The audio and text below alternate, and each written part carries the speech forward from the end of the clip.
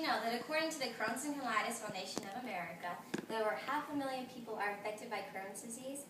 We often hear on the news about gastrointestinal disorders. To be more specific, Crohn's disease. In an attempt to inform you about this disease, I would like to share with you the symptoms of Crohn's disease, treatments of Crohn's disease, and a personal experience of Crohn's disease. While many of you might have not ever heard of this disease, I intend to tell you about it so that you can gain an understanding of what Crohn's disease is and how it affects people's lives. It has affected one of my family members' lives. My mom, Amy Coates, has Crohn's disease, and I intend to tell you a little bit about her story in a little while. What is Crohn's disease exactly? Well, Crohn's disease belongs to a group of conditions known as inflammatory bowel diseases. When you have Crohn's disease, your body attacks the healthy blood cells in your body, which causes inflammation. Crohn's disease is most often found in a section of your small intestine known as the ileum. The Crohn's can happen anywhere in your gastrointestinal tract. This is a diagram of your gastrointestinal tract. It includes your oral cavity, liver, gallbladder, pancreas, stomach, colon, and your ileum. I intend to tell you a little bit about the symptoms of Crohn's disease. Some of the direct symptoms are a loosened and bloody stool, which can result in anemia. Another symptom is abdominal pain, which can result in a poor appetite and weight loss. Additional symptoms are fatigue, fever, nausea, and vomiting.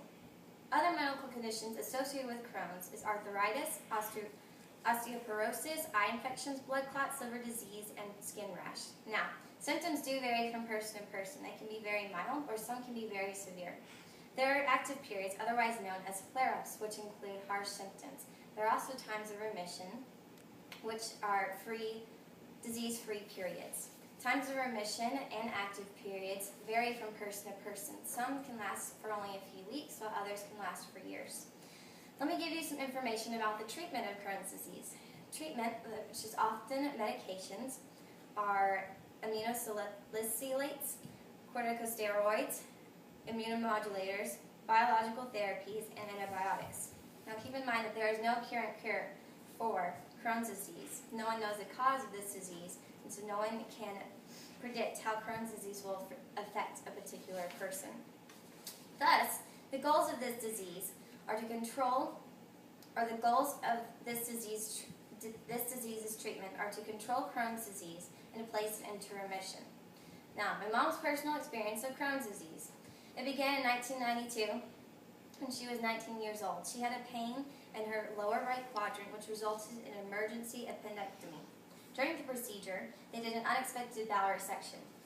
They removed a mass that was 4 to 5 inches in diameter and about 8 inches long. The outside of it was about as hard as a rock. Since being diagnosed with this disease, she has learned to cope with it by identifying her stress triggers and how to avoid them.